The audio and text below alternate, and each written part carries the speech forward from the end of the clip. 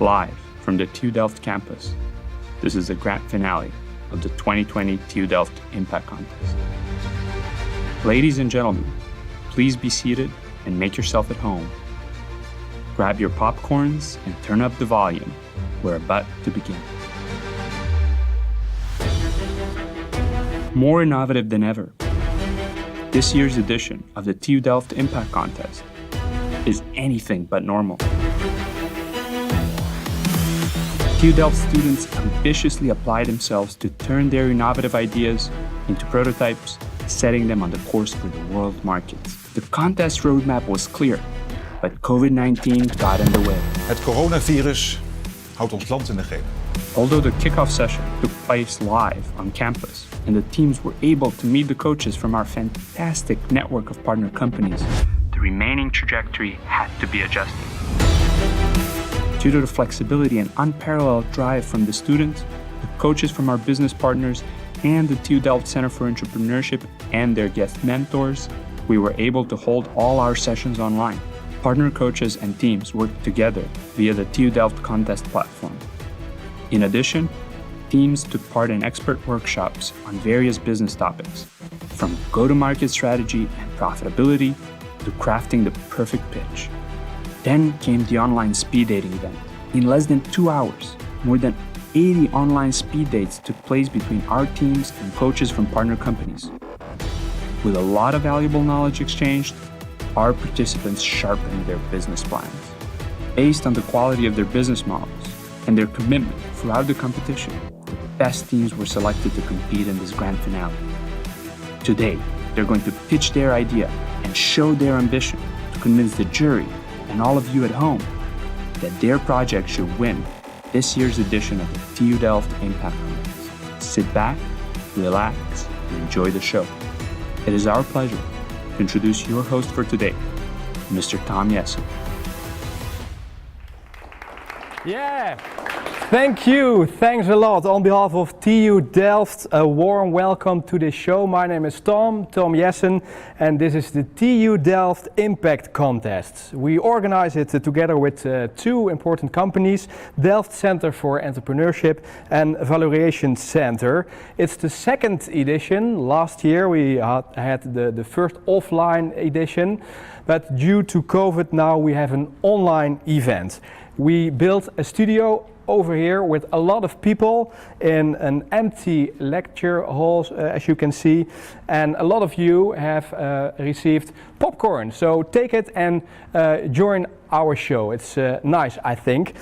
We are fully booked. A lot of you are looking to this show from all over the world, a lot of people. So I say hello to students, to partners, to family, to friends.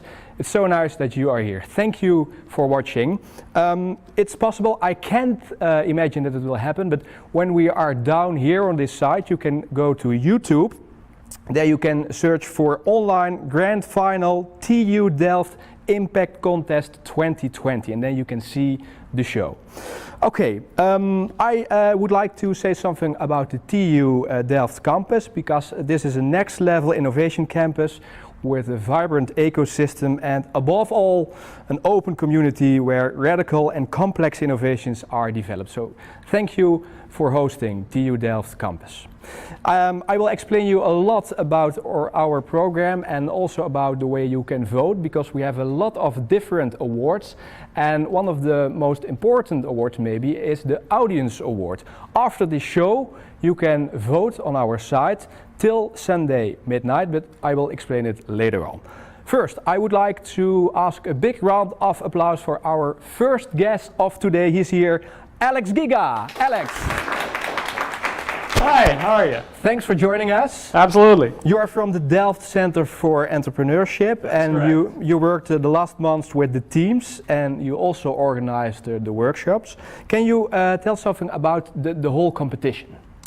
Yeah, so it's been a very long process. You know, we had 4 expert workshops. We brought in guests from the startup ecosystem here in Netherlands that actually beyond, and they helped all the teams, and they were either working in incubators, they were investors, or they were entrepreneurs. They were all helping teams build their business models, you see. Aside from the workshops, we had deep dives, we had pitching practices, we had online speed dating. All of that was to actually get the teams to just talk to people. Okay, Yeah. and I have to say I'm very excited because I'm so pleased to see that all of the teams kind of adjusted to the new normal, to the new conditions. And they went out there and they interviewed people and they learned about their business and how they can find customers. And that resilience was really, really cool. You know, and I have to say I'm very, very excited. So nice. To see what's going to happen now, what they got installed for us. The new normal is also this show. It's online. How is that for you? Tough. Yeah? Tough, but we made it. We made it. Because you have an important role. You are the moderator of the jury. That's what does that mean? That means that I have to make sure that everything runs smoothly in the final battles in both the ideation and the prototype, and that the jury makes timely decision on the winner of this year's edition. Okay, very important. That's right. I think you have your own room. I do. We can see it. You can go to your own room, and I see you later. Alex Giga, moderator Absolutely. of the jury. Thank you very, very much for joining us today. I'll see you soon, Tom. See you soon. You can go to your room. Maybe we can see it on screen because it's so special. It's so nice. Special room for Alex Giga. We can see it later on. Yeah, there he is. Yeah, nice. Thank you, Alex. I would like to go to our next guest, our second guest, Aukje Hasselt. Aukje, welcome. You are the chairwoman of the jury. Can you give us a short introduction of yourself? Yeah, I'm Aukje Hasselt. I'm the Dean of the Faculty of Technology Policy Management at the TU Delft. Physicist by trainer, did a lot of policy studies and always very curious and wanting to learn new things. And I think that gives me a nice connection to the contestants of today. Nice. And you saw before all the teams, all the plans, the business cases. Yeah. What do you think? Yeah, I was really impressed about the level of the ideas, also about how good they are already worked out. But I also think it's scary for them to do this. Yeah. And Why? they're still doing this. You put yourself to the test out in the open, and you have to think of really a lot of things. Yeah. And they're still doing that. That's very brave of them. Students work a lot online. Now this show is also online. It's not an offline event, as I said before. How is that for the students? Yeah, I think it asks a lot of flexibility for all of us, and we manage. It's not the ideal situation, but actually we manage to do this. Yeah. I think it's a hard question to answer, but what is the most important thing for you today? Yeah, to make it a great day, actually. Yeah? Yeah. Yeah. And when is it a great day for you? I think if we gave enough opportunity for all the teams to present themselves and to give ourselves a good idea of what they're doing. Yeah. And what will be your main focus points when you assessing the finalists? Yeah, if you want to start a new business, you have to think of a lot of different things. So we're looking at the completeness. Did they look at everything? Actually? So the new entrepreneurs of tomorrow are born here today. They are. That's so nice. Okay, thank you very much. Aukje Hasselt, big round of applause, guys, for Aukje. Thank you, Aukje, chairwoman of the jury. I now will explain you something about the pitches, because we have two categories, ideation and prototyping. And due to the COVID, we had to record all of the videos from the pitches before in the last weeks. We have 9 teams, and each team has 1 minute to do their pitch. And I would like to go to the first category, ideation. We have a nice video, so don't blink your eyes in the coming 9 minutes. There we go. Last month, I realized that I wasn't doing so well personally. Financial, economical, educational, societal pressures were just pulling me down. And I was never really educated about them or taught how to deal with them. So, and for a lot of time, I also didn't pay attention to it. It wasn't until when I realized that something was wrong did I actually decide to change. Well, change is a complex process, and oftentimes until you realize that you need to change, you don't really do anything about it. That's what we want to do at Envo. We want to not just educate, but inspire change in people, whether it be about physical or mental health today or environmental protection in the future. If 2020 has taught us something, it is that the exploitation of human and natural resources has a very heavy price tag. So let's make the next few decades about humans and nature. Thank you.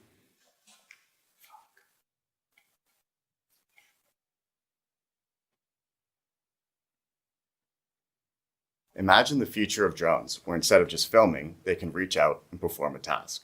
We are Blossom Bionic, a drone hardware startup. We want to replace dangerous manual inspections with drones. We offer a rentable robotic arm to drone service companies. By attaching our product to their existing fleet, they can perform inspections in hard-to-reach areas. The operator, meanwhile, has a shorter downtime and no risk to human life. Our uniquely stabilized arm is patentable. We have an excited drone service company that would like to collaborate with us, and we'll start with oil tanks and refineries. This beachhead market is worth 16 million euros. After, we can expand to renewable energy and agricultural markets. Now we need your vote to get drones in the sky and keep people safely on the ground. Thank you.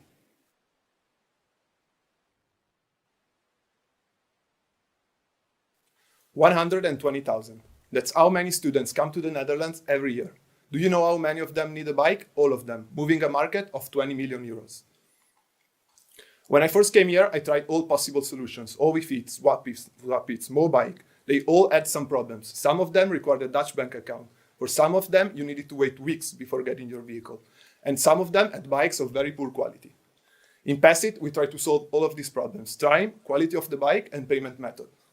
We solved them through a shared mobility platform where me and you could actually meet. If you have a spare bike at home that you don't use, you can put it on the platform and start making money out of it. And if you're a bike rental shop owner, you can advertise online and start making money immediately. So why us? Because A, we know the problem in firsthand, and B, because we solve all bike-related problems in one place. There are 17 million people in the Netherlands and 22 million bikes. That leaves us with 5 million reasons to start this company. So thank you, and don't forget to pass it.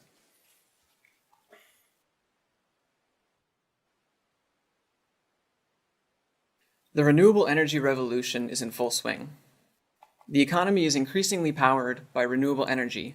However, our current infrastructure is insufficient to support the necessary growth we need to reach our ambitious goals to combat climate change. Grid operators spend billions of euros on grid fortification, slowing the transition to a sustainable electric grid. Grid operators have also told us that they are still using rudimentary techniques for forecasting daily energy consumption. Using a blockchain-based platform, we link AI developers with data streams to provide a predictive smart grid management solution, leading to improved efficiency and lower costs. Our solution is cheap, modular, and can be deployed anywhere around the world, furthering the transition to a worldwide smart electric grid. We have identified multiple Dutch projects to partner with, and have the opportunity to raise 400,000 euros to develop our MVP. Please support us to help develop the sustainable electric infrastructure of tomorrow. Thank you.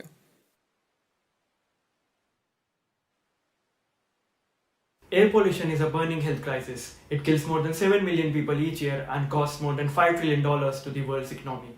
In cities, air quality is measured using these kind of monitoring stations which look like computers from the 60s.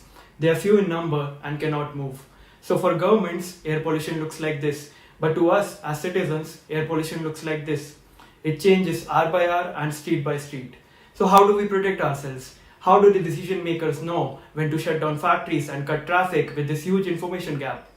With the rise of IoT and 5G, we present a small device called Spire. You just put this device over your car or under a bike seat as a GPS tracker, and it measures air pollution wherever you go. So we get real-time air quality readings of each and every corner of the city to be used by governments, civic leaders, policy makers, as well as to empower citizens to take actions to improve their own health. We have partnered with TU Delft Global Initiative for a pilot study in Ghana this year, and we believe that with the right insights and actionable data, this can and should change. Thank you. My name is Nayla. I'm from ClipCup, and together with you, I want to make a change for the environment. In 2017, 13 tons of coffee cup waste was generated by TU Delft. This is the impact of one single campus, but the simple item is present in any working or learning space. At the moment, on the market, reusable cups are often too expensive, and recycling bins have been proven not to be efficient enough. That is why with ClipCup, we want to implement a simple, reusable and foldable cup made from sustainable materials. Minimalist, flat ones folded and easily usable and storable, ClipCup can be sold to individuals or any institution or company. Already supported by the engineers, researchers, universities and businesses, ClipCup already has a lot of support. So let's work together towards a sustainable coffee break. Thank you. News is under threat. Fake news spreads faster than facts. Readers are bombarded with contradictory information. News consumers need a place to access reliable and fact-checked articles. About 64% of people we interviewed said that they have partially withdrawn from politics. 30% of the people we interviewed have no trusted media source. Traditional media is largely responsible for this. Iris is a decentralized blockchain-based application with no central authority. A censor-free platform where all published information is fact-checked using the help of human fact-checkers and algorithms. The automatic component of the platform highlights facts that need to be checked by independent fact-checkers. Iris runs on donations from readers to publishers they stand behind and support. Our platform was developed after extensive interviews with journalists and fact-checking reporters who stand behind our idea. Winning the Online Audience Award showed us that voters stand behind our vision. People are ready.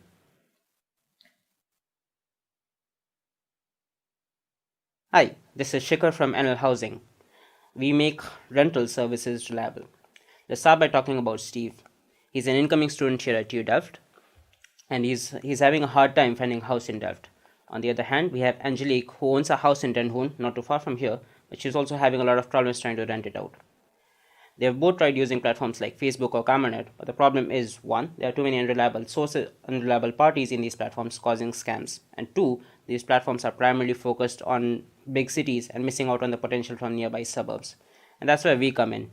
Enel Housing helps you find and rent a space through our trusted network.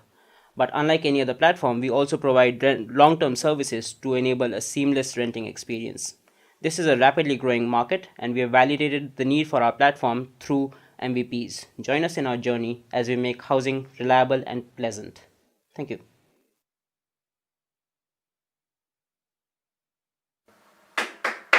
By the end of this pitch, at least 1 truckload volume of plastic waste will have reached the oceans alone.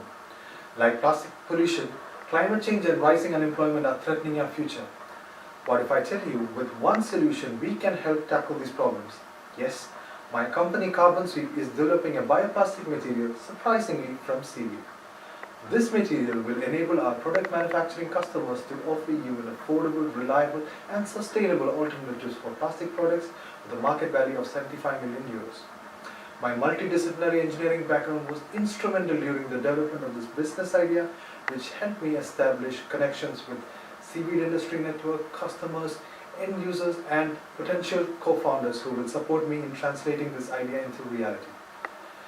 With your support, I'm excited to show you how Carbon Sweep will enable you to make a climate-friendly future with less plastics and plenty of jobs. And also the reason why I applauded for you in the beginning. Our first pitch round of ideation. Big round of applause for all of you guys. Thank you very much. Yeah, we saw a little bit, we saw bikes, we saw AI, we saw air quality. Thank you very much. It's now time, and I hope you are ready for our second round of pitches, the prototyping. So don't blink your eyes, coming 9 minutes. There we go. Hi, we are Z, Zero Energy Development. Energy is infinite, and yet we restrict ourselves to batteries, while we pioneer in energy harvesting IoT solutions that are cheaper, scalable, sustainable, and maintainable.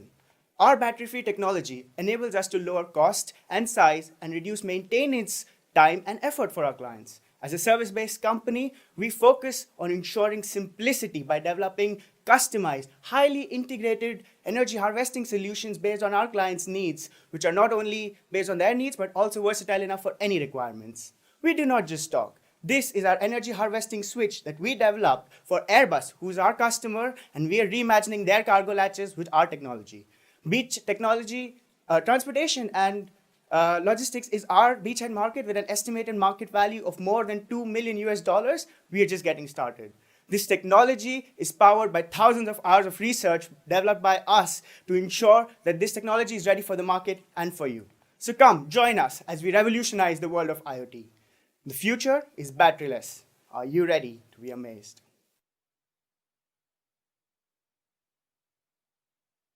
Hi, you cannot tell if this video is a deepfake, which we could have easily made. So how does the media or the police tell the difference? Well, they can't. That's why we've developed a software which is able to verify if the person on screen is really him, she, or me. So you can still believe what you see. With our product, forensics investigators or police enforcers will be able to verify if a video material is deepfake or reality with 98% accuracy. And this can save up to 80% of their time. With our special explainability module, they'll be able to ascertain accountability while also still having anonymity. Our startup, has been accepted by T-Mobile's Innovation Lab, and we are planning a pilot in the next 2 months.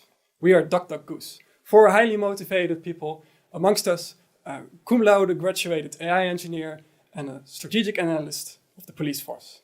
Together, we can tell the difference. Thank you.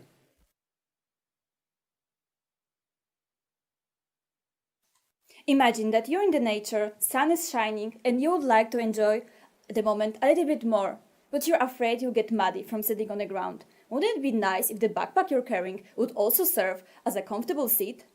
With Nomadic Chair, I aim to reach 1 million young urban dwellers in the Netherlands who value environment and smart design. It's a lightweight, portable chair which folded can serve as a bag or backpack to carry things on the way and enjoy anywhere. It's also flat when not used, fits well checked in luggage, perfect for travel. Produced in a transparent way with low carbon footprint. Nomadic Chair stands out from the competition with its aesthetical and ecological values. Market research proved it's attractive, especially for summer vacations on the beach, and that the time for ecology with combination of smart design is now. Let's go together and enjoy nature and comfort and support environment by choosing green products.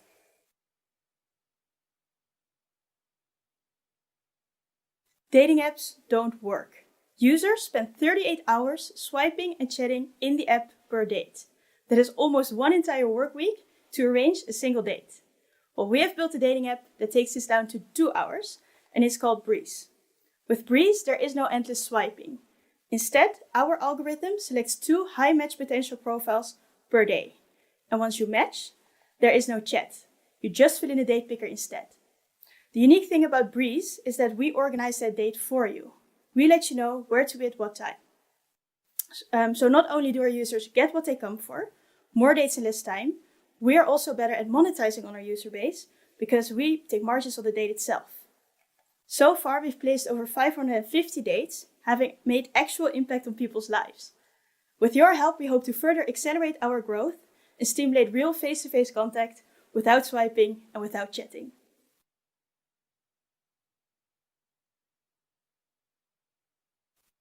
Automation is of great importance for this era, the 4th Industrial Revolution. However, in this field, 3D printing takes several hours, if not days. And for being known as the promise of the future, this is unacceptable.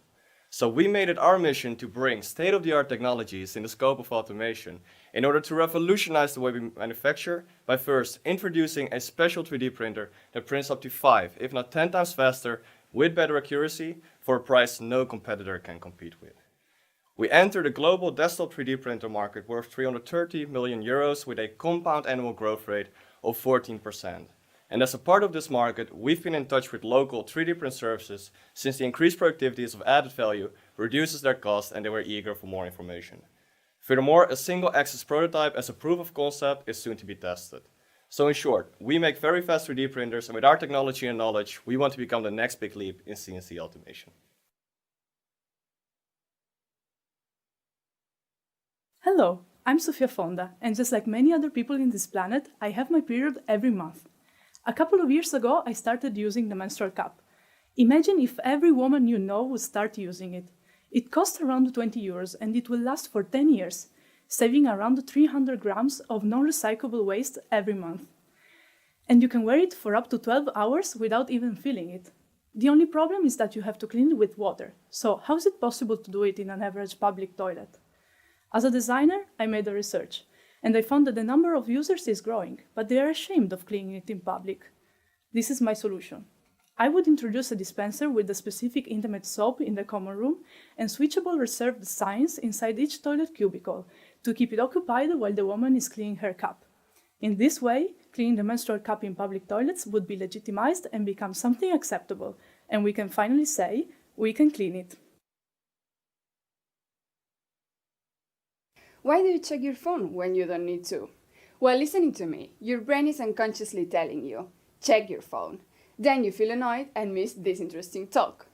At least 35% of the millennials in the Netherlands admit wasting time for this issue. What about worldwide? Digital solutions are helpless, we are vulnerable and need of a tangible barrier. So let me introduce Onyx. This band wraps your phone, making you think twice. Its stimulating texture and prominent design will reduce your unwanted phone checkouts by 40%. But even better, become more conscious on your phone usage and priorities. Need to use your phone? Put it around your wrist. Unlike other competitors, Onyx aims to offer physical and seamless solutions for those companies who are willing to improve the digital well-being of their millennial employees. I am Christina, a young research designer, and I want you to get your productivity back with Onyx. You all know the feeling. You're at work, working hard. You want to have a 10-minute break. But your lunchbox is empty and the canteens are closed. What do?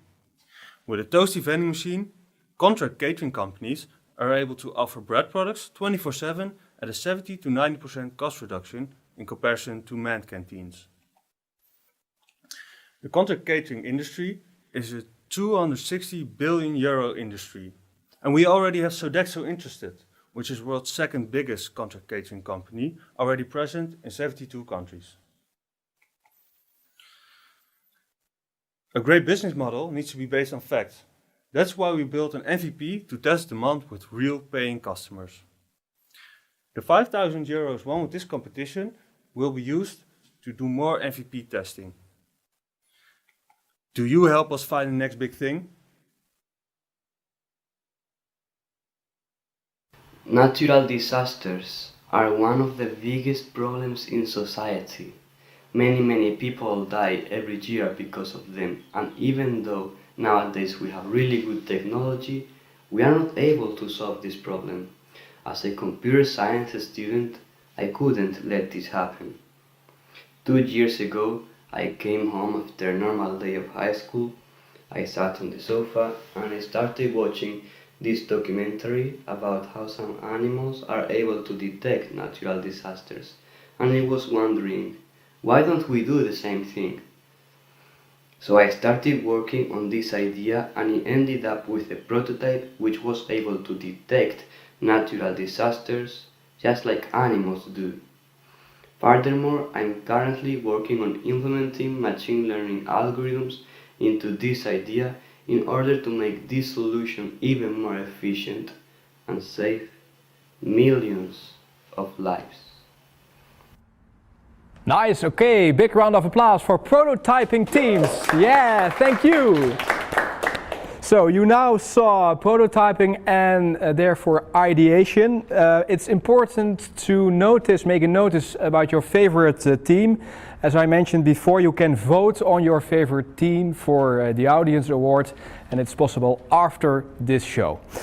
Also important is to mention the role of our coaches, because the coaches of our partners help the students during the last weeks with their plans, with their business cases. Let's take a closer look on the coaches. We made this video.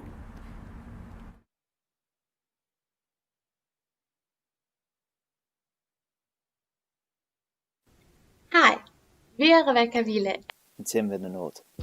We are two of the coaches representing Denso Europe. We've really enjoyed participating in the TU Delft Impact Contest, meeting the students and getting to know more about these brilliant ideas and prototypes. Denso has collaborated with Irish, Cyber 8 and Blossom Bionic. Three unique and innovative projects that hold great potential in their area of expertise.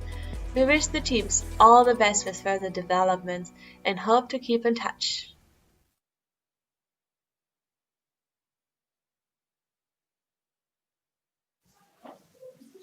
Hi, I'm Bas. And my name is Nienke. We are the coaches of MMID, your international partner in product development. We really enjoyed coaching you via the dashboard with the chats and with the online speed dates. It was really nice to see your enthusiasm in the projects. The team that stands out most to us is Easy Frosty. We are really amazed about the progress Stijn made over the past weeks and his eagerness to learn from us. We wish all contestants the best of luck with the next steps they're going to take. So, have fun and see you in the final. Bye! Bye!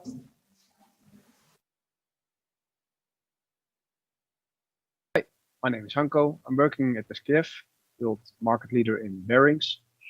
And in the last period, 4 of my colleagues have been coaching several teams from the TU Delft.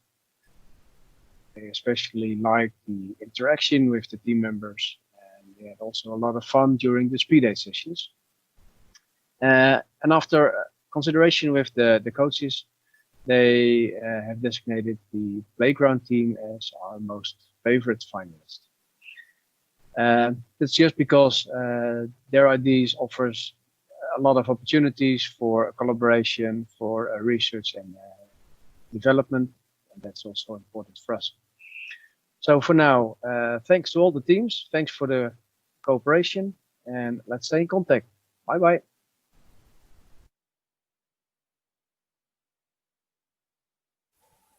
Hello everyone, my name is Blijke and I'm one of the coaches of VO Patent and Trademarks. I really enjoyed being involved in the contest this year, and I was really impressed by how innovative and driven the teams were, despite these unusual circumstances. I was especially impressed by the team Tosti Panini vending machine, because I believe they really studied the market and the competitors well and used this information to improve their product. I wish all the teams good luck today and for the future as well.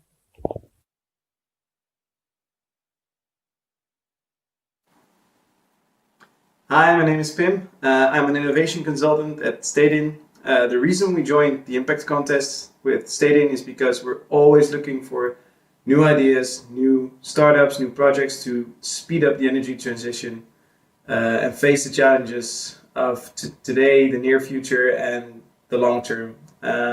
I've seen a lot of great ideas, and it's great to see teams like Cyber 8 and Playground, who we also coached, break through to the finals. So good luck, guys, and to all the other startups. If you have any good ideas, don't hesitate to contact us. Bye-bye.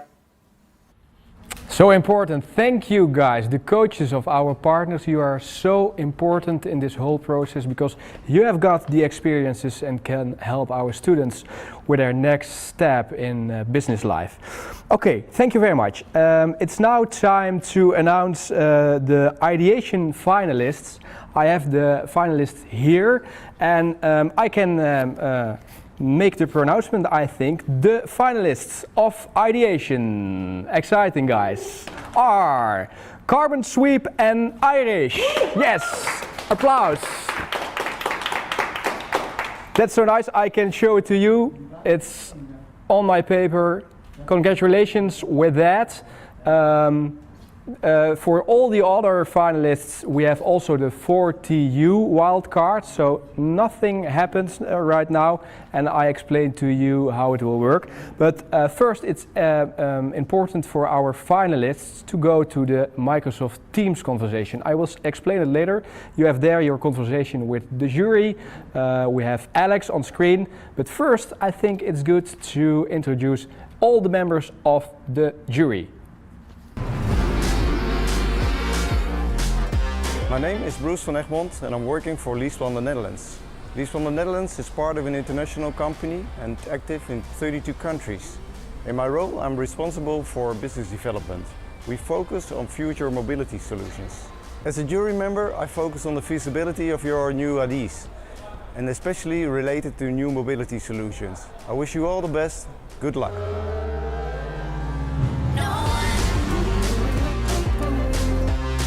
My name is Mark Wiebes. I'm an innovation manager in Dutch National Police. In policing, we are very interested in new ideas for better policing, and that's why we participate in this challenge. As a jury member, I will have a keen interest in the feasibility of the things that you will bring, and looking forward to meet you on the challenge day.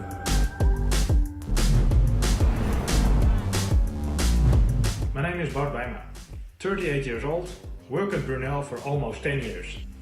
I'm account director and responsible for the life science industry in the Netherlands. And beside of that, I'm also responsible for a team who is working in the field of life sciences all around the world. One of our main values is true entrepreneurship and passion for people.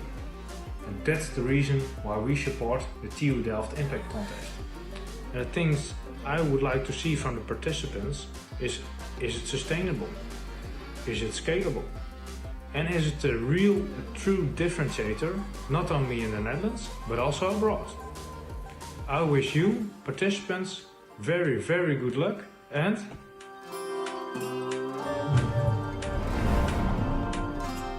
Hello, my name is Fiona Trebek. I work at the TU Delft at the Valorization Center as the Head of Business Relations.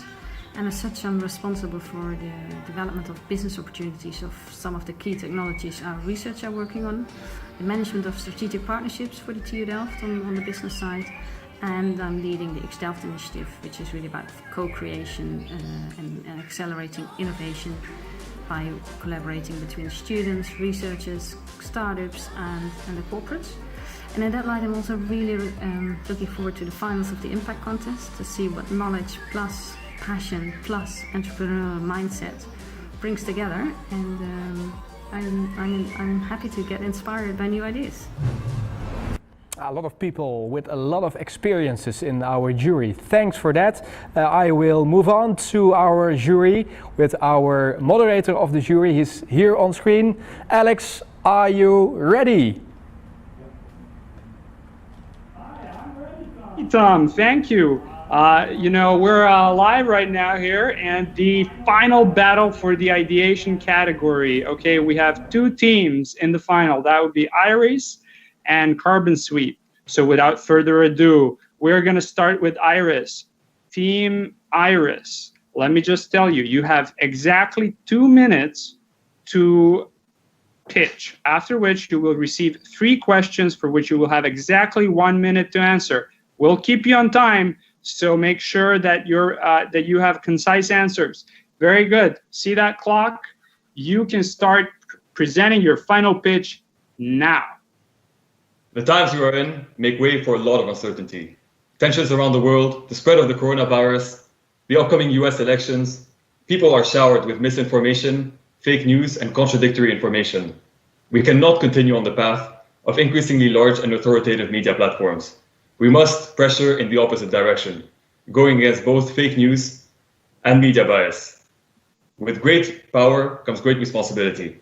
Iris gives everyone the option to publish freely on its platform while being held accountable for being factually correct. There are 3 main roles. First, publishers can publish any information freely on the platform. Then, human fact-checkers check the validity of statements that are highlighted by the algorithm. If someone, for example, says that there's a cure to the AIDS pandemic, this is a statement that he's making, and the algorithm will highlight it to be later on checked by independent fact checkers. However, on the other hand, if someone says that he believes that the coronavirus crisis will end in summer, this is an opinion that he has, and it will not be highlighted for further fact-checking. Finally, there are readers on the platform who can access and read any potential, article, while being informed if there is any potential misinformation. If a reader supports a publisher, he can donate directly to him, and IRIS will take a small compensation from that donation. We offer an unprecedented solution. The combination of decentralization, accountability through fact-checking, and the collaboration of humans and algorithms is something that does not exist in the world of news, but it is needed for the upkeep of our democracy. We are here to create a fair and decentralized news ecosystem. 50% of European journalists are scared that in the upcoming few years, their organization will cease to exist. Local and independent journalism is declining around the world. We need to view news as a shared responsibility that everyone can participate in. Thank you.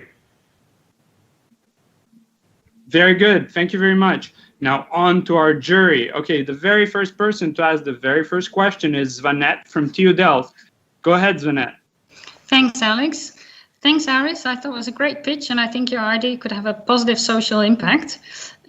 Question is, news is time critical, so how do you actually think it works with human fact-checking?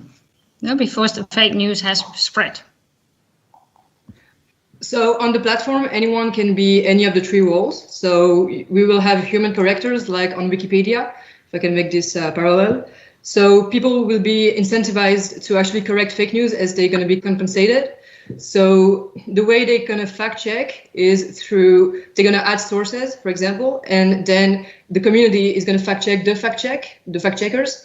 And through this collaborative process, then we will be able to put in place a good fact-checking process that will help to detect fake news in news articles.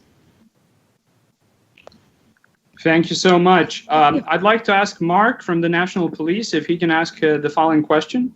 Thank you, I will. Hello, Iris. I'm impressed by your work and sympathetic to your goal. And I have a question. Since you are going to play in a political environment, how are you going to protect yourself against trolls? Yeah, that's an actually really good question. So we are putting in place a consensus system, and we believe that the majority of our community will not be trolls.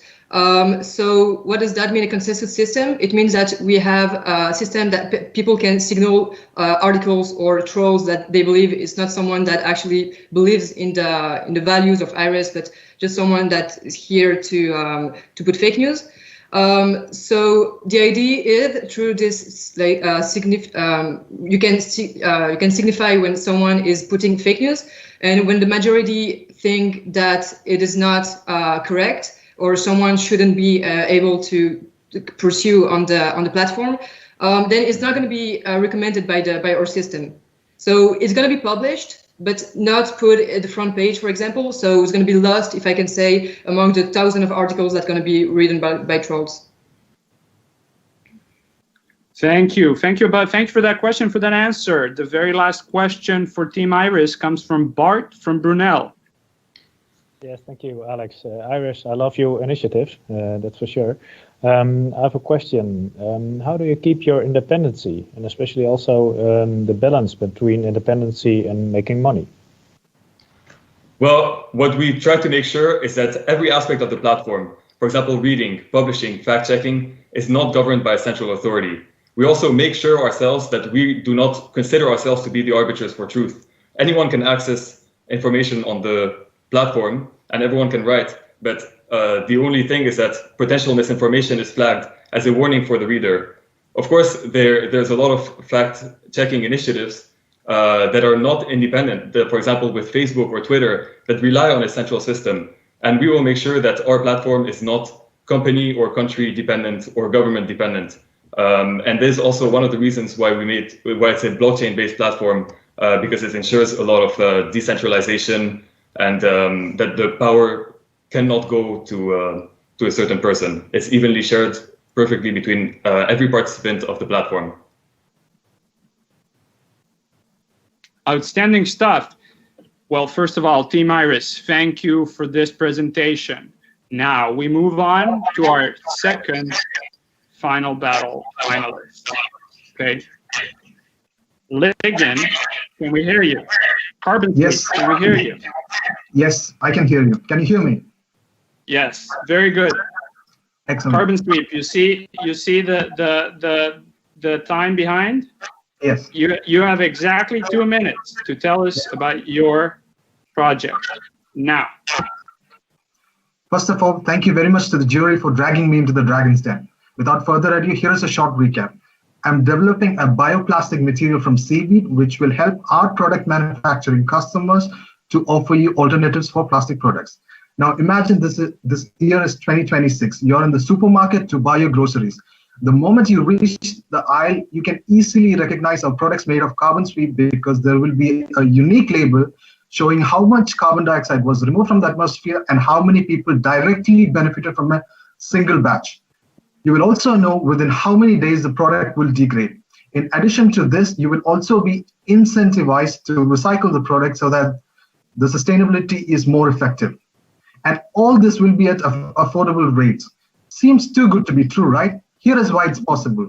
1 ton of dry seaweed will have a net removal of 900 kilograms of carbon dioxide, and we will need at least 4 people per ton for farming. And this has already been realized in India with a predictable income for farmers. Now, if you think the company is going to earn only through the sale of these materials, you will be surprised to know that we also earn revenue through the incentivizing mechanism, the brand, and associated technologies that is going to be developed. This will help us reduce the cost while maintaining the company's growth consistently. And if you did not know, 90% of the existing plastic does not get recycled. And now, why did I upload for you? See, carbon sweep or any other material cannot change the future. It is the society that adopts it and uses it extensively are the real change makers. That is why my approach was for you who are the real future makers. My contribution is enabling you to do it in the best possible way. Thank you. Outstanding stuff. My very first question will come from Bruce from the Lease Plan. Hi, your idea is big and impressive. Can you give me an idea how and where you are going to introduce the first products? The first products, we have an extensive seaweed industry network in the Netherlands, seaweed, North Sea seaweed Boerdery. So we will be working with them to introduce first in the Netherlands, and it will take at least 2-3 years to find the best suitable seaweed and the most efficient production mechanism. Yeah, so it will be in the Netherlands.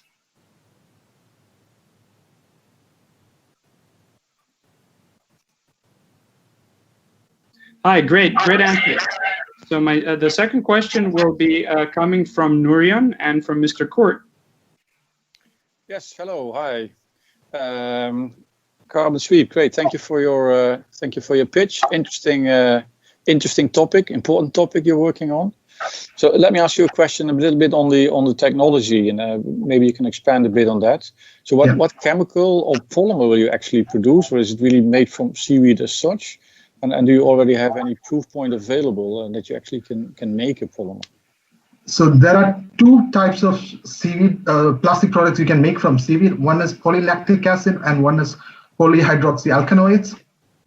So we will be creating different blends because different blends can give different properties.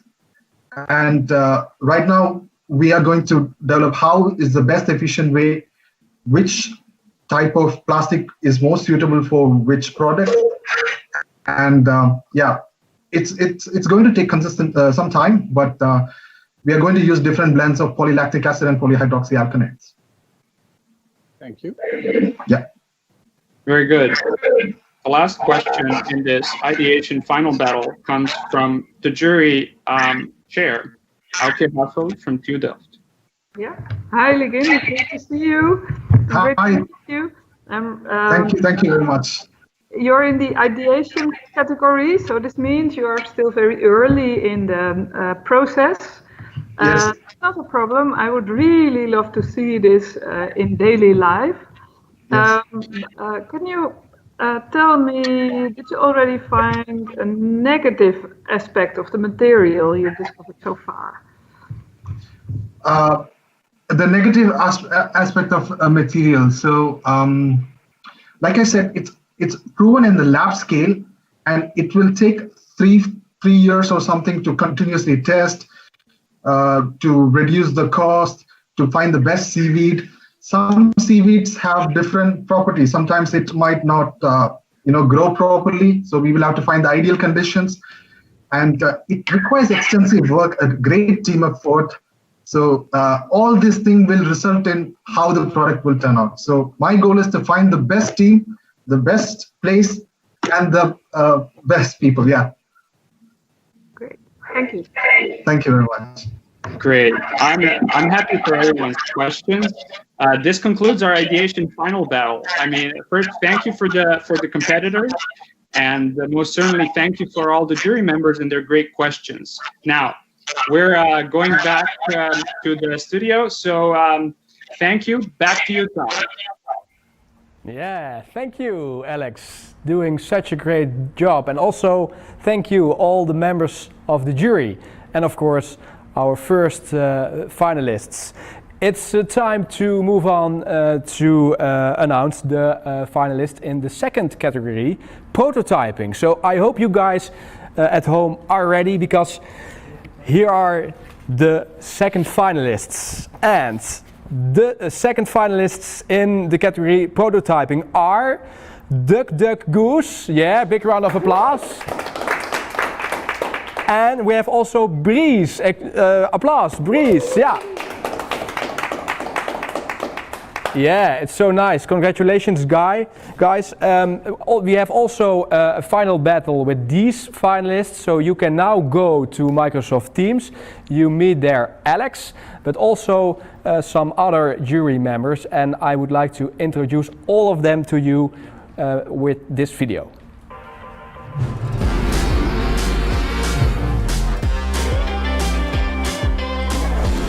My name is David Cano. I'm the Innovation Manager at T-Mobile, and we are a big-ass telco. Our craftsmanship is connectivity. But we are no good at innovating. It's you guys. It's the startups, the students, it's everybody, the explorers out there. So my reason for signing up is to find you and to see if I can help you. Can I help you?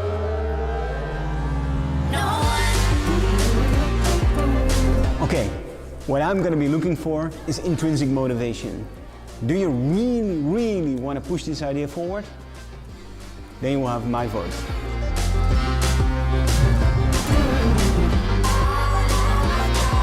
My name is Honest Media. I'm Innovation Manager at TBI, which stands for Technology, Building and Infra. And I'm here representing TBI companies JP van Eester and Kroonwolter & Drost.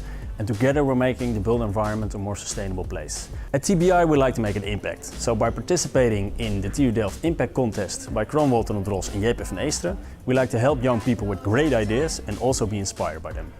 As a jury member, I focus on the way that the startups use their prototype to really learn the need from their customer. I really wish you all the best for today.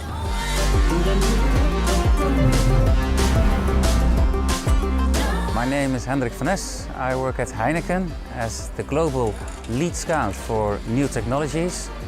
My job is to bring the outside in, and I'm pleased to be part of the TU Delft contest. As a jury member, I will be looking for enthusiasm, for feasibility, and for a good business case. And I wish you all the best and good luck.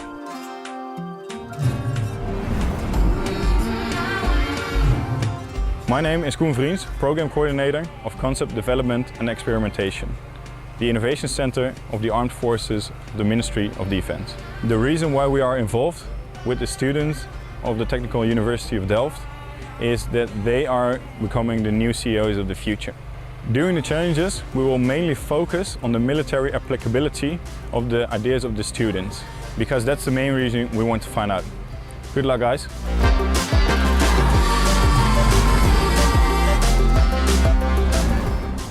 Hello everyone, I'm Hank Oosterbaan from Asml.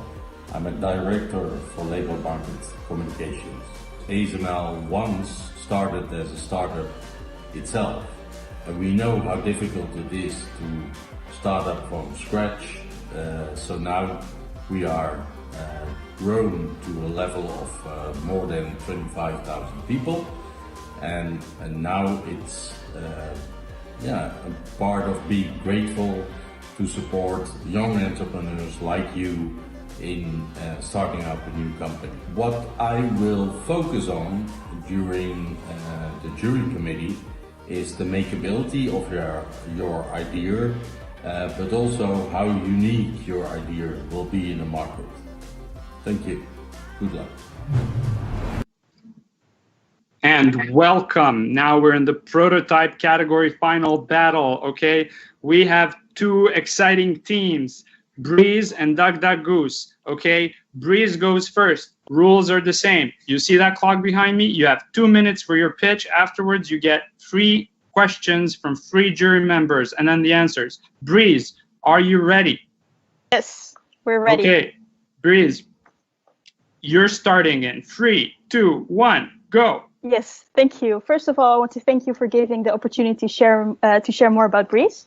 Let me start with the team. We have a dedicated team of 6 master students, our backgrounds ranging from computer science to industrial design, which means we have all the skills in-house to further scale our app.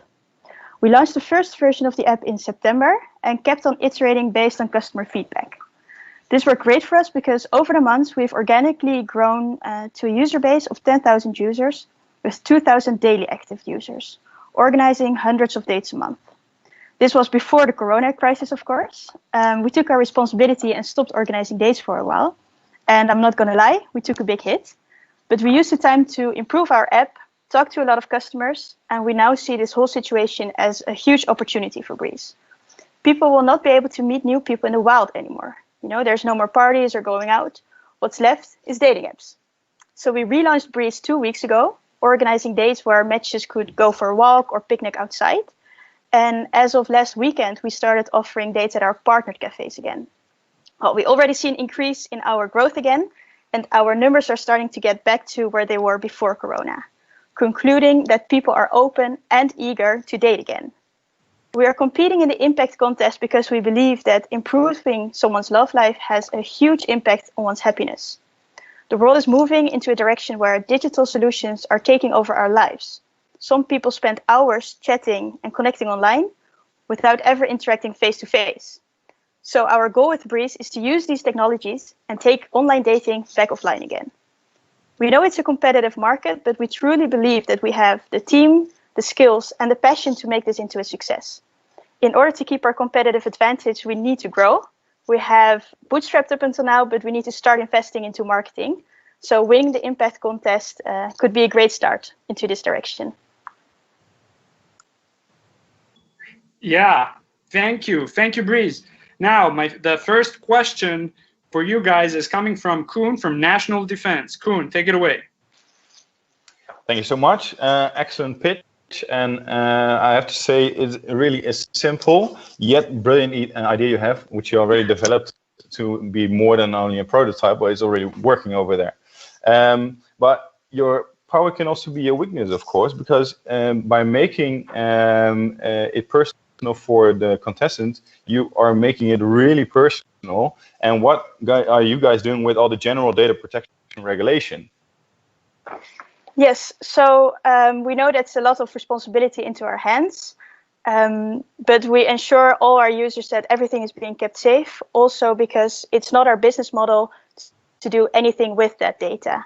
Other dating apps are incentivized to keep you in the app as long as possible, collecting data, showing you advertising, but that is not our business model because we only earn money when users go on the actual date itself. So our intention is aligned with those of the user. Great, thank you so much. The question number 2 comes from Ono from TBI. Yeah, thank you so much for your pitch. I really love it. I have this question. You do not only have a prototype, but you really have customers already. So how did you use your customers and which knowledge did you gain from them? How did you use this knowledge in your product? And also, how do you use this knowledge to make plans for future ambitions? Yeah, that's a great question. And I think our process is really at the core of what makes Breeze Breeze.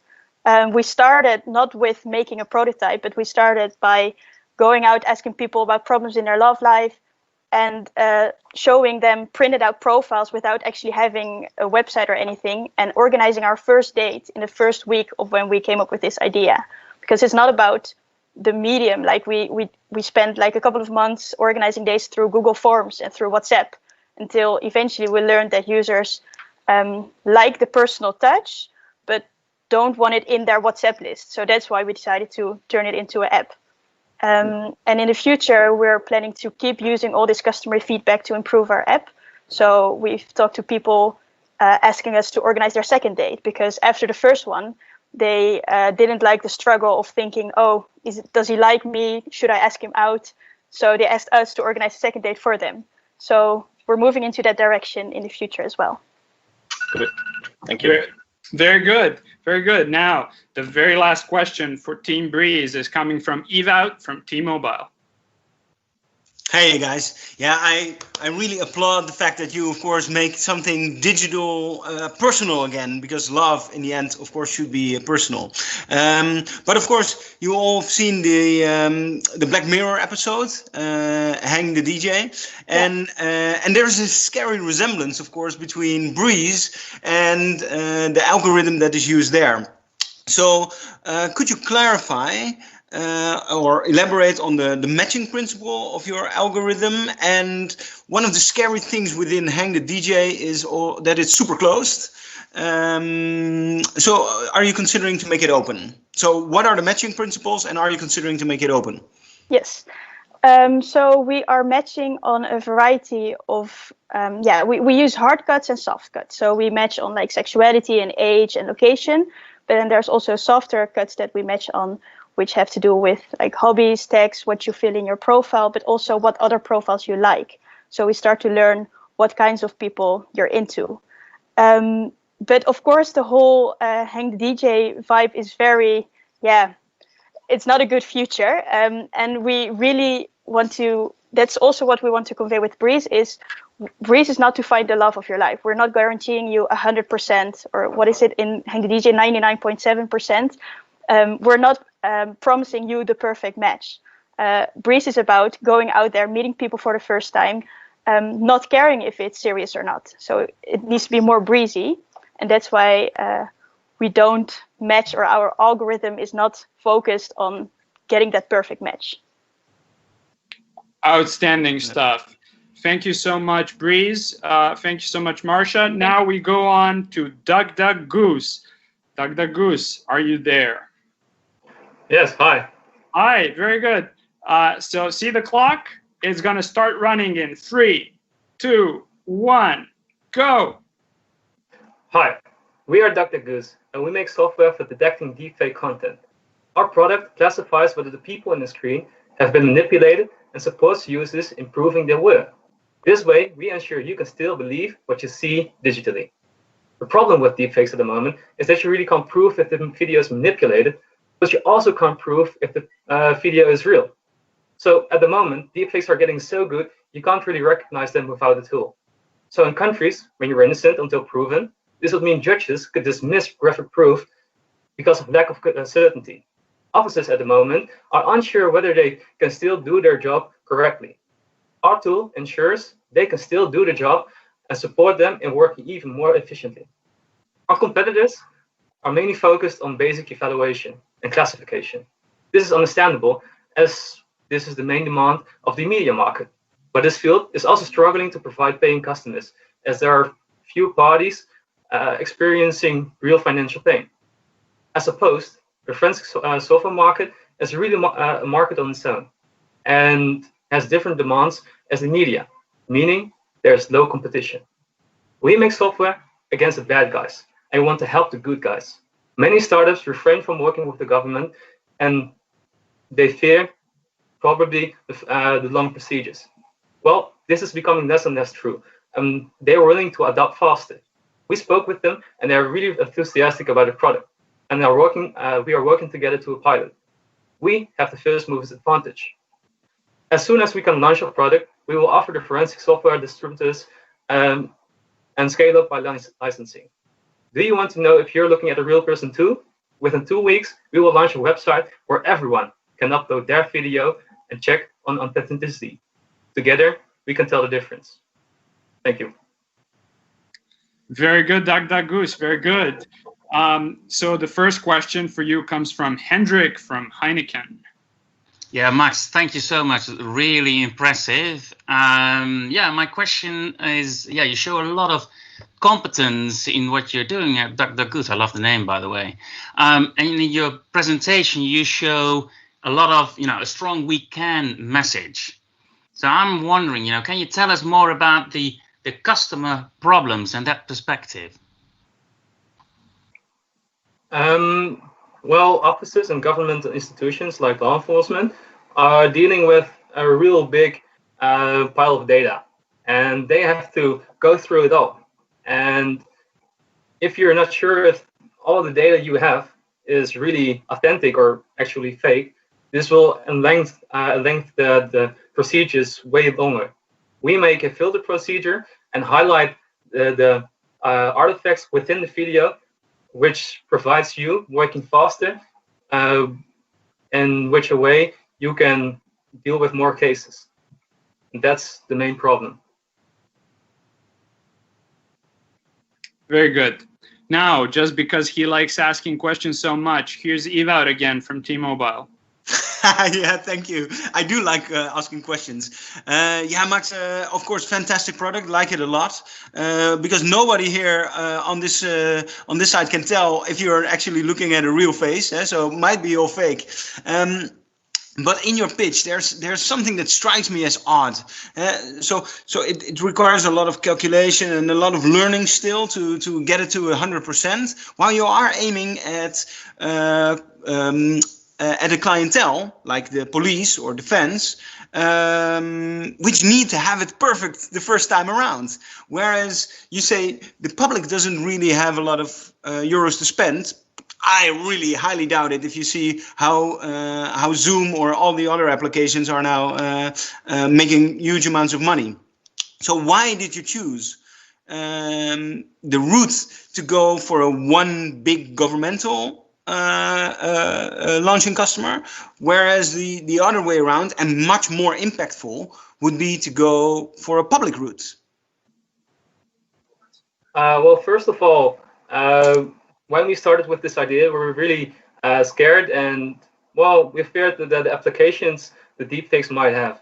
And the way to, well, really combat this source of deepfake and fake news is by grabbing it by the roots and well, criminalizing the act. So we want to help the good guys.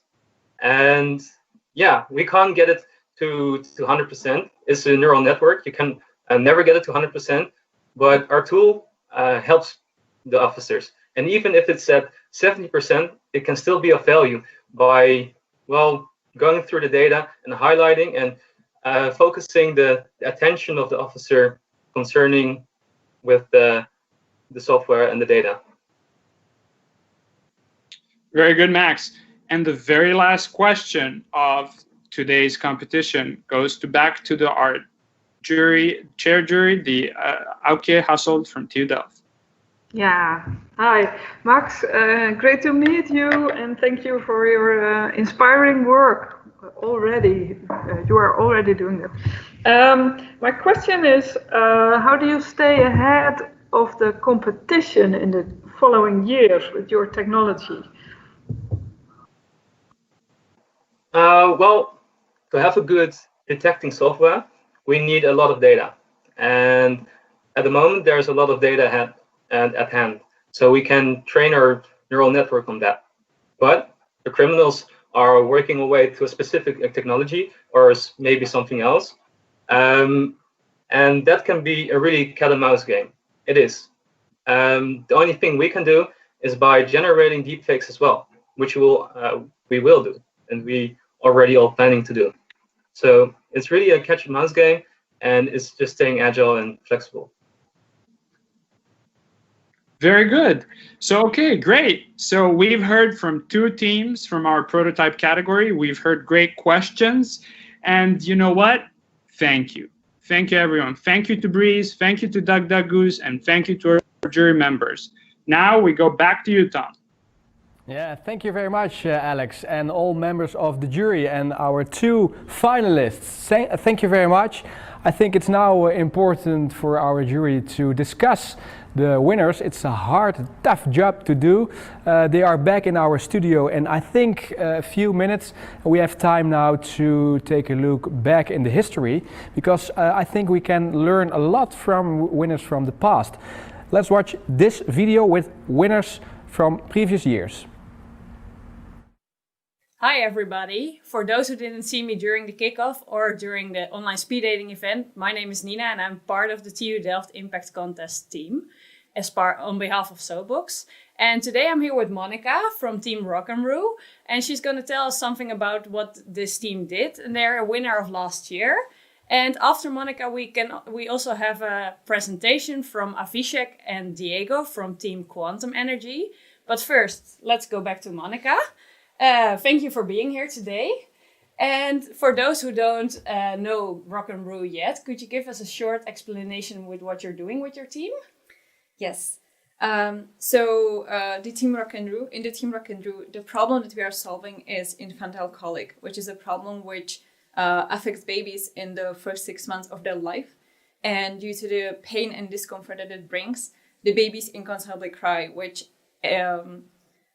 ultimately also brings pain to the parent.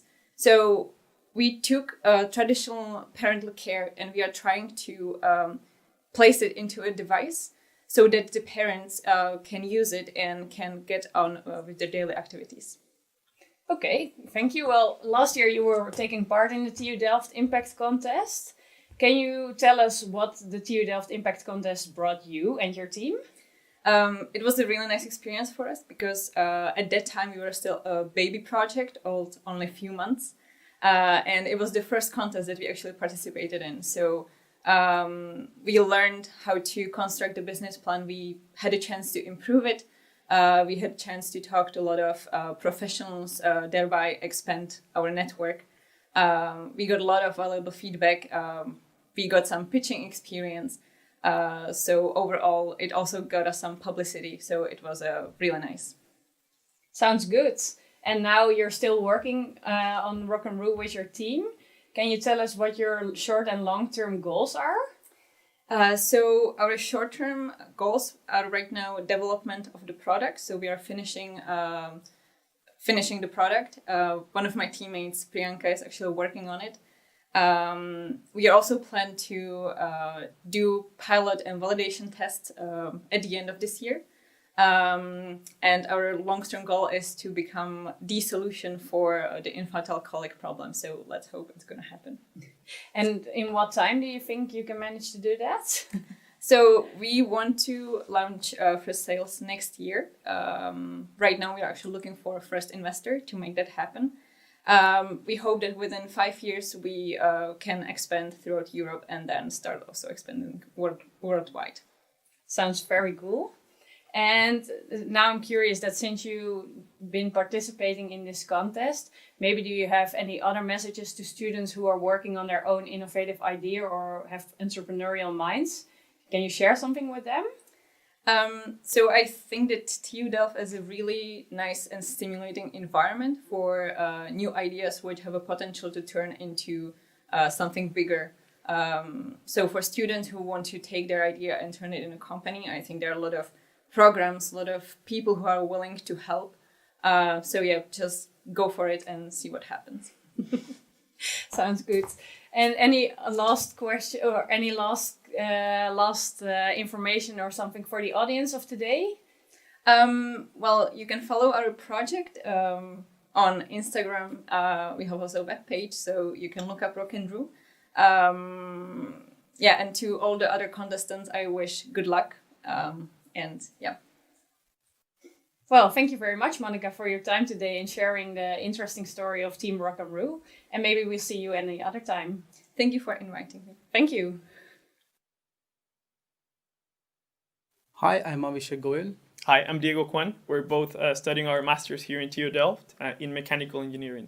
We are last year's winners of the TU Ideation Contest, and we would like to tell you more about our startup, Quantum Energy and Engineering, and what we do and why we do it. Let's not forget that we were already under a crisis before the COVID-19, and that is climate change. As the UN has stated that we have just over a decade to combat our climate change. Today I want to talk about something. As you must be knowing that there are over 3 billion people living in poverty in this world, and how we can improve the life of these people. If we go by the current development index, we will be improving the life quality of these people at the expense of our climate change, and this has to change. We have to develop a new model system which is based on improving the life of these people in a much sustainable manner.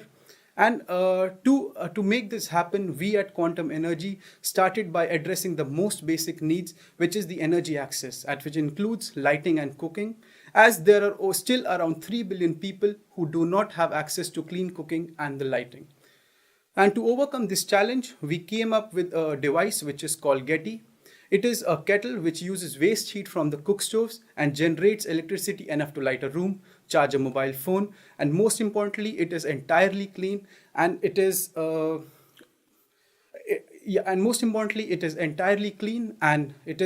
culturally acceptable. Nevertheless, there was another crisis that was a surprise for everyone, and that is COVID-19. We have seen the devastating effect this has had in developed nations with robust healthcare systems. However, the impact in developed nations is yet to be seen. For example, Guatemala has the same population as the Netherlands, yet there's only 56 ventilators for the entire country. That means that every person beyond 56 will die if they get critical, because there's not enough medical equipment. That is why we decided to create a solidarity initiative called Respira Guatemala. Within 4 weeks, we set up a team which includes people in Guatemala, engineers, scientists, and also doctors. We've also been collaborating with diplomatic agencies and state agencies in Guatemala. And in these 4 weeks, we developed a model of a mechanically invasive ventilator that we already shipped to Guatemala. We also set up an assembly and production line in Guatemala. And we are also looking into mask recycling and sterilization because the medical staff do not have equipment. Here you can see a video of our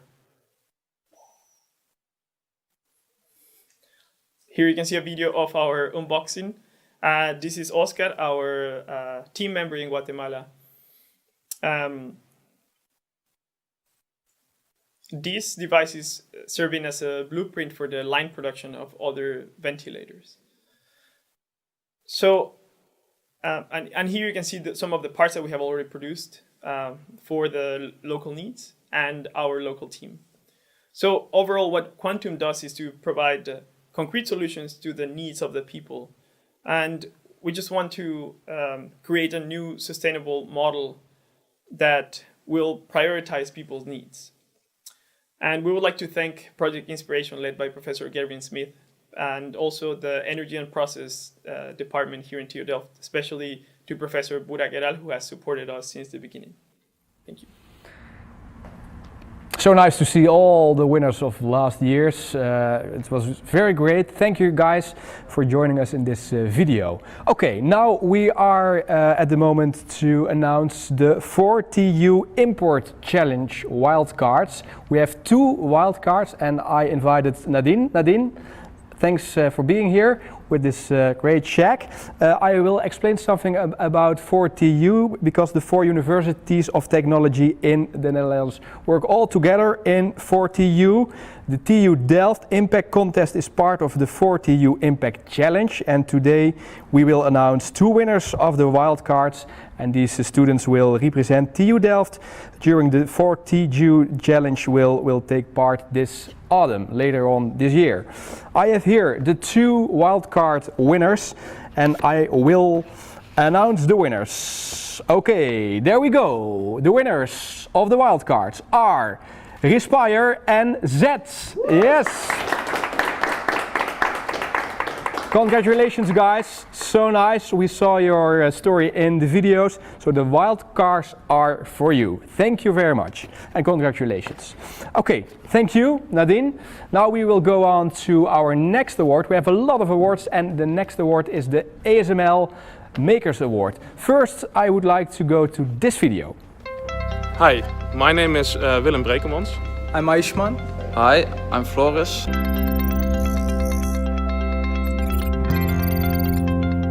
Hi everyone, I'm Hank Oosterbaan from ASML.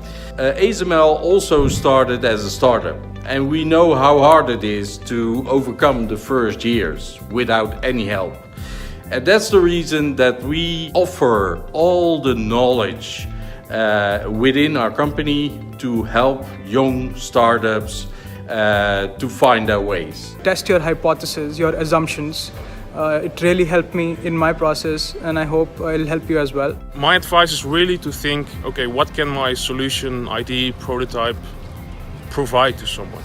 I hope you will focus and not try to do it all by yourself. My advice for all the contestants of this journey is to really believe in where you stand for. To start a business is hard, and you really have to stand for your own ideas and make it happen. And good luck for the contest. Well, enjoy the ride. So good luck.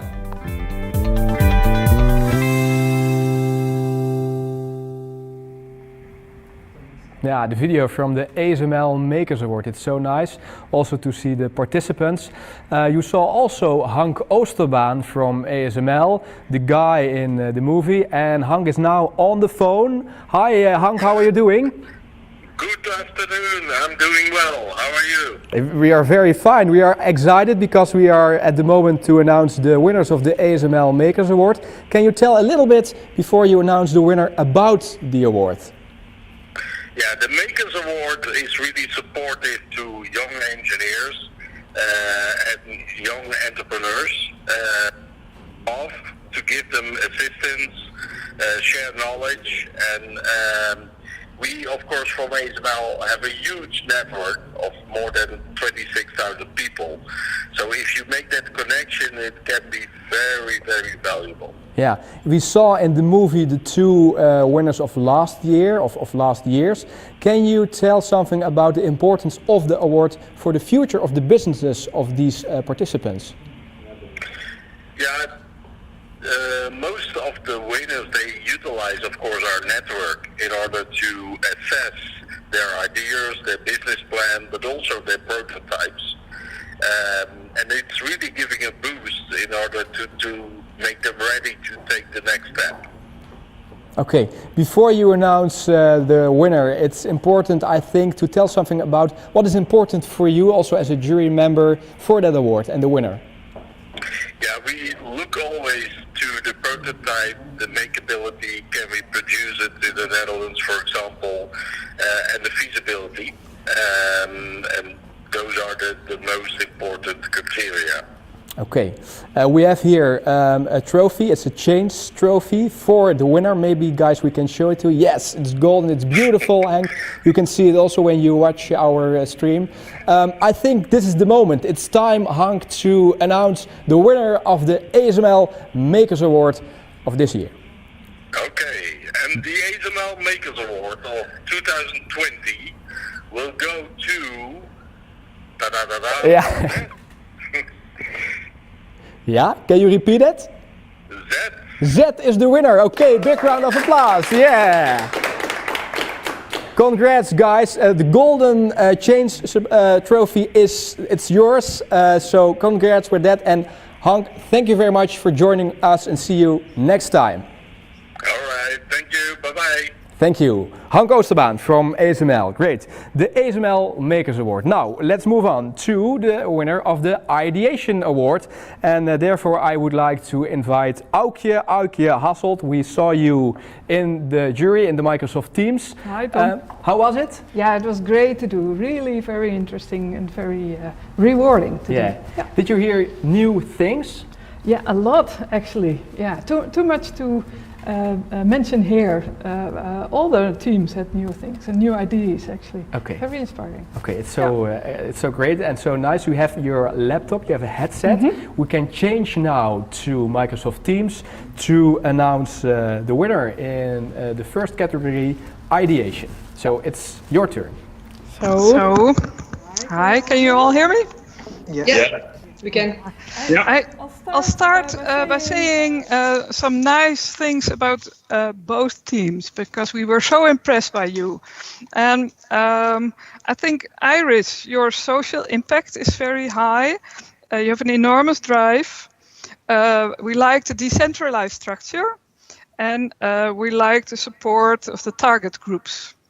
And Carbon Sweep, we liked very much your idea, and it has potentially a very high impact. So it really was difficult, but the winner is Iris. Thank you. Good job, Iris. Good job, Iris. What are some first reactions, first thoughts? Tell us, where do you go next? Well, it's only the beginning. Exactly, yeah. So we're going to be developing the application over summer. We've already got a small website where people can sign up to put information. So we communicate all of this to you. And this summer, we'll make sure to work as much on the project and make sure that as soon as possible, we can concretize it. It's just the beginning. Yeah. It's only the beginning. I love it. It's only the beginning. I love it. Great, great, guys. Great. Congratulations one more time. Thank you. Thank you very much. And also, thank you a lot, Alex, for organizing this, and to all the organizers of the competition. Thank you very much. Yeah, it's so nice. Okay, congrats, guys. This is the check. Congrats, and thank you very much for participating. Yeah, it's so nice, Aukje, to hear the reaction of our winners of this contest. How important is it for the students, this award, do you think? I think that during your life, this stays with you. Yeah. So that's why it is important. Yeah. Yeah. Hank mentioned in the interview the role of staying in the Netherlands. Is that also important for you? Sorry, I can. Okay. Yeah. One more. No problem. Yeah? The question was, Hank mentioned the role of staying in the Netherlands and the importance of that. Is that also important for you? I'm more of a world citizen in this view. Yeah. Okay. Yeah. That's a beautiful answer. Yeah. Are you ready for our second category, prototyping? Yes. There we are. Then we can go to Microsoft Teams.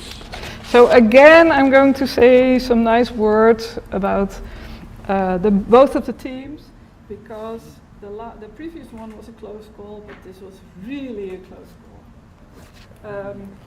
Both of you are already working. Both of you will have a high impact, so it was really difficult to do this. Breeze, you were really to the point. You made your team roles very clear. You were flexible with our difficult situation with Corona. Impressive, all of them. Dr. Goose, you made your you had your stakeholders very well worked out. You are also already working. It's socially very relevant technology. And very high impact as well. So it was really difficult to do this. But we have a winner. We do have a winner. And it's Dr. Goose. Dr. Goose, yeah! Yeah, great job, Dr. Goose. Sorry, I had to switch really quickly to this category. Dr. Goose, first thoughts. Thank you. Yeah, amazing. We can use this big time, and just the acknowledgement that we won. Thank you guys. Well, great for you, great for you. We're very happy. What are you going to use the money for? Well, we're going to launch a website where we want to develop more, we want to scale. So yeah, this helps a lot of things. We have a budget of 500 euros at the moment, so well, this is a big improvement. Best of luck to you guys. Okay. Thank you. Yeah, it was so nice. Thank you, guys. Thank you also, Alex, and congratulations to our winner. This is your check. congrats a lot and thanks for participating in this TU Delft Impact Contest. Okay, that's it, Aukje. How was it? Yeah, great to do. Yes? Yeah. Okay. Let me place this. Yeah, you can put it You off. actually want to make sure all of them are winning, and also the people who are not in the top ending. We had so many people doing so interesting things, and also getting really out of the comfort zone. Sometimes the pitches were not great, but very likable. It was for all of us, I think, for all the contestants and all the jury members, it was a great day. So nice. Yeah. Thank you very much for joining us. And we have also the Audience Award, and you guys, you can vote on our website from 5 o'clock this afternoon till Sunday midnight, and then we will announce the winner on Monday, next Monday, on our website. Okay, stay with me because we have to do the closing part, the great grande finale. And I think it's also important to thank all of our watchers. Thank you very much to all of our partners, all the companies, all the students, the friends, the family, even over the whole world. Thank you very much for watching. Hope to see you next year, and I think we have to take our drinks and bites and say cheers to you all. Thank you very much. Yeah. Cheers. Cheers to all of you.